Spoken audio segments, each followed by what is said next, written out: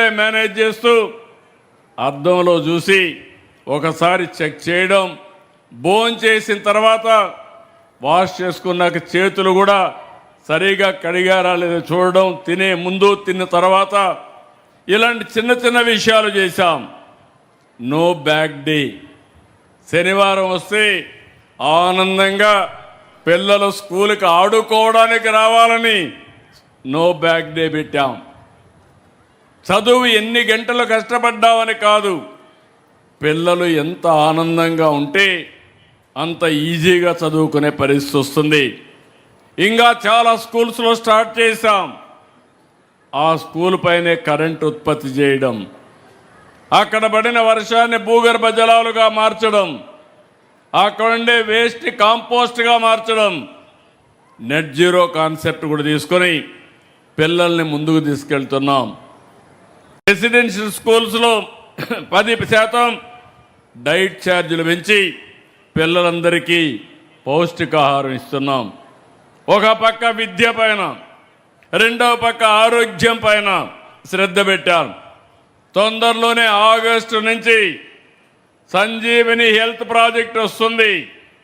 ప్రపంచంలో ఉండి నాలెడ్జ్ని ఆరోగ్య విషయాల్లో మీ ఇంటికి తీసుకొచ్చి మీకు అందుబాటులో పెట్టే బాధ్యత ఈ ప్రభుత్వం తీసుకుంటామని మీ అందరికీ హామీ ఇస్తున్నా. ప్రతి ఒక్క పిల్లల్ని ఆ దృష్టితో ఆలోచిస్తున్నాం. ఎన్నో సంవత్సరాలుగా టాయిలెట్లు బాగాలేవు, నీరు సరిగా లేదు, ఆర్ఓ ప్లాంట్స్ లేకపోతే అవన్నీ కూడా రెక్టిఫై చేశాం. అన్ని స్కూల్స్లో చేశాం.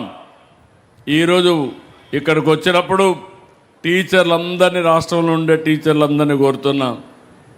ఈరోజు విద్యా వ్యవస్థకు వెన్నెముక ఉపాధ్యాయులు. తల్లిదండ్రులతో సమానంగా గురువును పూజించే దేశం మంది. నేను ఎప్పుడు కూడా ఉపాధ్యాయులకు సముచితమైన గౌరవం ఇస్తూ వచ్చాను. ఎప్పుడో కౌన్సిలింగ్ పెట్టాం. ఒకప్పుడు టీచర్ ట్రాన్స్ఫర్ చేయాలంటే రాజకీయ నాయకుల దగ్గర తిరిగే పరిస్థితి.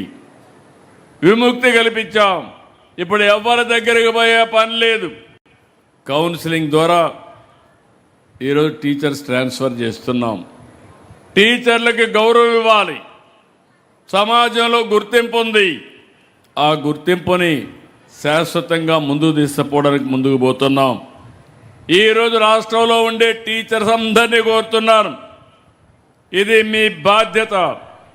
తల్లి తండ్రితో కలిసి ప్రతి ఒక్క విద్యార్థిని విద్యార్థుల్ని ఒక మంచి ప్రయోజకులుగా మనం తయారు చేస్తే మనం ముందుకు పోతాం.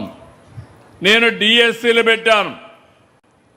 గడిచిన ప్రభుత్వం 5 ఏళ్ళలో ఒక డిఎస్సీ పెట్టలేదు. నేను మొట్టమొదటి నుంచి కూడా మీరు చూస్తే 14 సార్లు డిఎస్సీలు పెట్టాను 16 సంవత్సరాల్లో. మొన్న కూడా ఇప్పటికి రాష్ట్రంలో ఉండే టీచర్లందరూ 1,96,619 పోస్టుల్ని నియమించాం. మొన్న నేను చూశాను 15,941 మంది. ఇప్పుడు నేను క్విజ్ పోటీ పెట్టాను, అక్కడికి పోయాను. ఈ ఏజెన్సీ ఏరియాలో ఎవరు టీచర్లు అంటే మొన్న నియమించిన డిఎస్సీ నుంచి వచ్చిన ఉపాధ్యాయులే ఉన్నారని చెప్పి నేను మీకు తెలియజేస్తున్నా. ఇప్పుడు ఎక్కడ టీచర్ల కొరత లేదు. ప్రైవేట్ స్కూల్స్ కంటే బెటర్గా ఉన్నాయి. మంత్రి గారు కూడా ఎప్పుడు ఆలోచించి ఎప్పటికప్పుడు ఈ టీచర్లు ఎక్కడా ఇబ్బంది లేకుండా పోస్ట్ చేసే పరిస్థితికి వచ్చారు. నేను ఒకటే మీ అందరికీ విజ్ఞప్తి చేస్తున్నా, విద్యాశాఖ మంత్రిగా లోకేష్ గారు కానీ, ముఖ్యమంత్రిగా నేను కానీ, అదే మాదిరిగా ఎన్డీఏ భాగస్వాములైనటువంటి డిప్యూటీ సీఎం జనసేన అధినేత పవన్ కళ్యాణ్ గారు కానీ, ఇంకో పక్క ప్రధానమంత్రి నరేంద్ర మోడీ గారు, మేమందరం ఒకటే హామీ ఇచ్చాం మీకు. ఈ రాష్ట్రాన్ని బాగు చేస్తామన్నాం, మళ్ళీ పునర్నిర్మాణం చేస్తా ఉన్నాం. ఒక పక్క సంక్షేమాన్ని ఇస్తాం, ఒక పక్క అభివృద్ధి చేస్తాం, ఒక పక్క సుపరిపాలన తీసుకొస్తామని చెప్పాం. దాని ప్రకారమే ముందుకు పోతున్నాం. ఈరోజు మీరు చూస్తే 16,000 మంది టీచర్ ఉద్యోగాలు ఇస్తే 100% మెరిట్ ప్రకారం ఇచ్చాం. అలాంటి టీచర్ ఉద్యోగాలను కూడా కాంట్రవర్సీ చేయాలని, ఇందులో ఏదో జరిగిందని కావాలని చేస్తే డిపార్ట్మెంట్ చాలా స్పష్టంగా సమాధానం ఇచ్చారు. ఎలాంటి ఆధారాలు లేకుండా కావాలని బురజల్లే కార్యక్రమం, టీచర్స్ యొక్క కొత్తగా నియమించిన టీచర్ల మనోభావాల్ని దెబ్బతీసే కార్యక్రమం చేయడం దుర్మార్గమైన కార్యక్రమం. దీన్ని నేను చాలా తీవ్రంగా ఖండిస్తున్నా. ఇక్కడుండే పిల్లలందరికీ ఒకటే విజ్ఞప్తి చేస్తున్నా, మీ అమ్మా నాన్న ఎంత ఆస్తి ఇచ్చారనేది కాదు ముఖ్యం, చదివే నీకు ఆస్తి. చదువుకుంటే ప్రపంచంలో ఎక్కడైనా సరే మీరు రాణించే పరిస్థితి వస్తుంది.